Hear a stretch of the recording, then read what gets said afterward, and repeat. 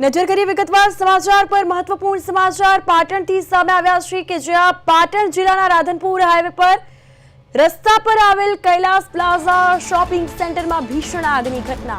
આગ લાગતા જ શોપિંગ સેન્ટરની મોટાભાગની દુકાનો આગમાં ભરડાઈ ગઈ છે અને બળીને ખાખ થઈ।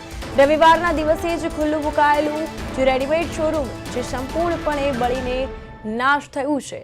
રાધનપુર સુરભી ગૌશાળાના ગૌસેવકો પોતાના પાણીના ટેન્કર તેમજ ડોલ લઈને આગ પર કાબુ મેળવવા માટે પહોંચ્યા હતા।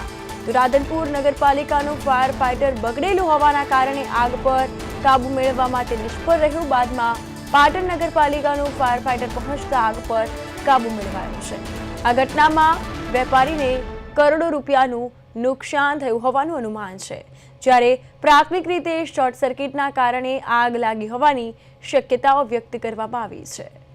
તો આ સાથે જ વાત કરીએ તો કૈલાશ પ્લાઝા રાધનપુર હાઈવે પર આવેલું આ કૈલાશ પ્લાઝા કે જ્યાં આગની આ ઘટના મોટાભાગની દુકાનો બળીને ખાખ થઈ છે। આ સાથે જ રીગલ રેડીમેડ શોરૂમ સંપૂર્ણપણે નાશ પામ્યો હોવાનું સામે આવ્યું છે। આ સાથે વધુ માહિતી માટે અમારા સંવાદદાતા દિનેશ સાધુ ફોન લાઈન પર જોડાઈ ગયા છે। દિનેશ, અહીં કૈલાસ પ્લાઝામાં આગ લાગવાની ઘટના બની છે, મોટાભાગની દુકાનો આગમાં બળીને નાશ પામી છે, શું છે વધુ અપડેટ્સ?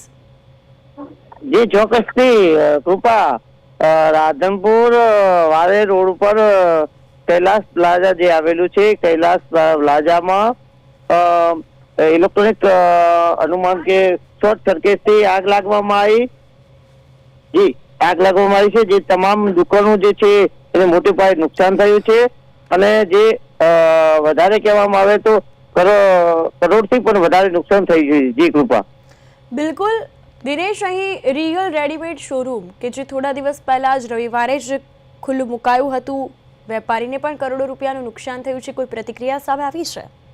જી ચોક્કસથી જણાવી દઉં કે રવિવારે જે ઓપનિંગ જ કરવામાં આવી છે, જે રીગલ રેડીમેડ શોરૂમ જે હતો એનું શોરૂમનું જે ઓપનિંગ રવિવારે કરવાની છે, જ્યારે રાત્રે એ રવિવારે બંધ કરી ગયા હોય અને સોમવારે ચાલુ કર્યું હોય, રાત્રે આગ લાગી હોય તો મોટા પાયે નુકસાન થયું હોવાનું અનુમાન છે।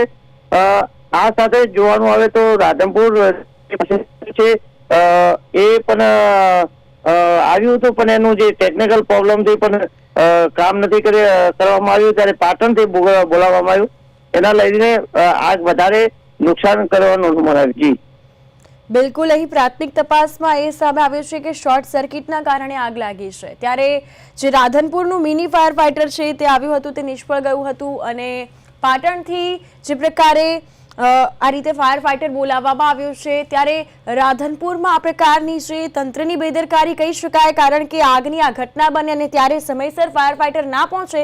આ તો જાનહાનિ કોઈ થઈ નથી, પરંતુ કંઈ થાય તો કોણ જવાબદાર? ચોક્કસથી કૃપા જણાવી દઉં કે રાધનપુરના નગરપાલિકામાં વારંવાર આવી ઘટના બનતી હોય છે અને જે સાધનો કરોડો હમણે સમય પહેલા જ નવું ફાયર સેફ્ટી આપવામાં આવ્યું છે, પરંતુ ટેકનિકલ પ્રોબ્લેમ થવામાં આવતા ફાયર સેફ્ટી કામ નથી કરતું। ચોક્કસથી જણાવી દઉં ત્યાંના ફાયર સેફ્ટીના અધિકારીઓ કર્મચારીઓની બેદરકારી ચોક્કસથી ગણાય। અગાઉ જે થોડા સમય પહેલા જે પ્રાઇવેટ પ્રોગ્રામ હતો પ્રતિષ્ઠા હતી, તેમાં 3 દિવસ ફાયર સેફ્ટી રાખવામાં આવ્યું હતું, તેમને ચેક કર્યું છે કે નહીં કર્યું હોય, એ ચેક કર્યા વગર રાખ્યું હોય તો ચેક કર્યું હોય તો કેમ હાલ થોડા દિવસ પહેલા આવી ઘટના બની, તો ટૂંકમાં ચોક્કસથી આ કર્મચારીઓની બેદરકારી 100% ગણાવવામાં આવે છે। આવી ઘટના બને તો નગરપાલિકા કેમ એક્શન નથી લેતું, ફાયર સેફ્ટીના પૂરા જે ફાયર સેફ્ટીના જે સાધનો છે પૂરા કામ કેમ નથી કરતા, કર્મચારીઓ કેમ પૂરા હાજર નથી રાખતા, ચોક્કસથી આ અનેક સવાલો નગરપાલિકા પર છે। બિલકુલ દિનેશ, અહીં મહત્વની વાત એ છે કે રાત્રિ દરમિયાન આ ઘટના બની છે, ત્યારે આ કૈલાશ શોપિંગ સેન્ટર છે કે જેમાં અનેક વેપારીઓને નુકસાન થયું, કેટલી દુકાનો આગની ઝપેટમાં આવી હતી? મિનિમમ 100 થી વધારે દુકાનો આગની ઝપેટમાં આવી છે। એક જે કૈલાશ ભાગનો જે એક ભાગનો આખો જે ભાગ છે એ તમામ પ્રકારની દુકાનો છે, એમાં દુકાનો જે છે એ રેડીમેડ છે, 100% તમામ દુકાનોમાં મોટા પાયે નુકસાન થયું છે, 100%। જી કૃપા, બિલકુલ દિનેશ, તમામ માહિતી બદલ આપનો આભાર।